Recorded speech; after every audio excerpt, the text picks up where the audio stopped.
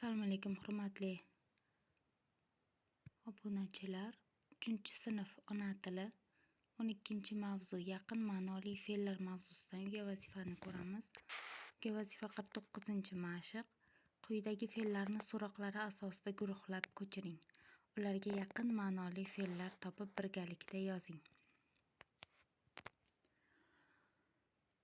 So'roqlar asosida ko'chirib yozishda masalan, yog'di, nima qildi, nima qilyapti, nima qiladi so'roq deb ustun qilib yozib olsak, 3ga bo'lib, masalan, yog'di, nima qildi, yog'di. Birinchi ustun, nima qildigini tagiga yozamiz yog'dini. O'qidini ham nima qildiga yozamiz. Sevindi, nima qildi. Kuylayapti, ana bu endi boshqa guruh. Ikkinchi guruh nima qilyapti bo'ladi. Yog'di, o'qidi, sevindi bu o'tgan zamon, ya'ni ish harakati bajarib bo'linganligini bildiradi. Kuylayapti bu hozirgi zamon, ish harakati davom etyapti. Shuning uchun nima qilyapti? Kuylayapti. O'ylaydi.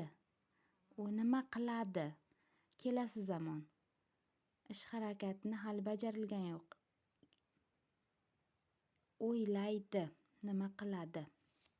Demak, nima qildi, nima qilyapti, nima qiladi deb ustunlarga bo'lib yozib olamiz. Jadval qilib chizib olsak ham qulay bo'ladi. Demak, quvondi, nima qildi, quvondi birinchisiga. Esadi, esadi, nima qiladi, kelasi zamon. 3-ustunga yozamiz. Esadi. Yozyapti, nima qilyapti, yozyapti. Hozirgi zamon. 2-ustunga yozamiz. Marayapti, nima qilyapti, marayapti. Hozirgi zamon. 2-ustunga yozamiz. So'zlaydi, nima qiladi, so'zlaydi. Bu kelasi zamon 3-ustunga yoziladi.